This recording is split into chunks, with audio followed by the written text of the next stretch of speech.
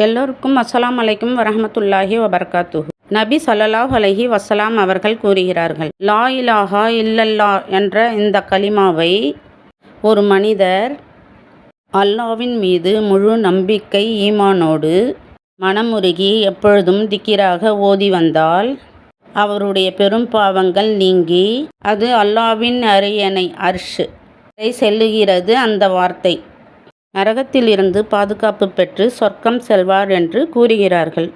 இந்த திக்கிர் அவ்வளவு சிறப்பு பெற்ற திக்கிராகும். இது லா இலாஹா இல்லல்லா என்று எப்பொழுதும் நாம் ஓதி வந்தால் ஏற்படும் நன்மைகள்: 1. இறுதி மூச்சு வரை அல்லது உள்ளபூர்வமாக இந்த திக்கிர் ஓதி வருவருக்கு சொர்க்கம் உறுதியாகிறது.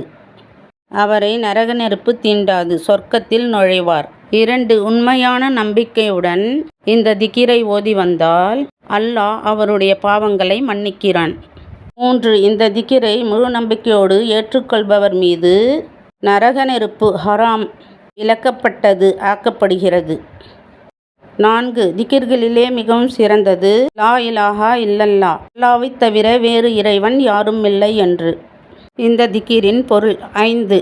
இந்த திக்கிர் எப்பொழுதும் ஓதி வருபவர் மறுமை நாளில் நபி ஸல்லல்லாஹு அலைஹி வஸல்லம் அவர்களின் பரிந்துரை பெற மிக தகுதியானவர்களில் மகிழ்ச்சியானவர் ஆவார். 6. ஒரு மனிதர் எப்பொழுதும் இந்த திக்கிரை ஓதி வந்தால் வானத்தின் கதவுகள் திறக்கப்பட்டு சொர்க்கம் நுழைவார். 7. மன நிம்மதி கிடைக்கும். 8. அல்லாஹ்வின் பாதுகாப்பு எப்பொழுதும் இருந்து கொண்டே இருக்கும். 9. வாழ்க்கையில் முன்னேற்றம் ஏற்படும், நல்வாழ்வு அமையும். 10. ஈமான் உறுதிப்படும், நல்லொழுக்கமான நல்ல மனிதர்கள் ஆவார்கள்.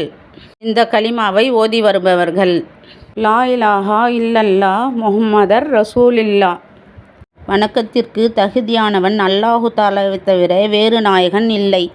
நபி முஹம்மது ஸல்லல்லாஹு அலைஹி வஸல்லம் அவர்கள் அல்லாஹ்வுடைய திருத்தூதராக இருக்கிறார் என்று முழு நம்பிக்கையோடு இஸ்லாத்தை ஏற்றுக்கொண்டு அல்லாஹ்விற்கு இணை வைக்காமல் ஒருவர் வாழ்கிறாரோ அவர் மறுமை நாளில் நிச்சயமாக சொர்க்கம் செல்வார். இது நாவிற்கு மிக எளிமையான திக்கிராகும். ஆகவே நாம் அனைவரும் இந்த திக்கிரை ஓதி அல்லாஹ்விடம் துவா செய்வோம். யா அல்லாஹ், எங்களுடைய பாவங்களை மன்னிப்பாயாக, இம்மையிலும் மறுமையிலும் நல்வாழ்வு வாழ அருள் புரிவாயாக, நரக நெருப்பை விட்டு காப்பாற்றி ஜன்னத்துல் ஃபிர்தௌஸ் என்னும் உயர்வான சொர்க்கம் தருவாயாக. எப்பொழுதும் எங்கள் நாவில் லா இலாஹா இல்லல்லா கலிமாவை உயிர் மூச்சு உள்ளவரை ஆக்குவாயாக. யா ரப்பில் ஆலமீன். ஆமீன் ஆமீன். ஸல்லல்லாஹு அலா முஹம்மத் ஸல்லல்லாஹு அலைஹி வஸல்லம்.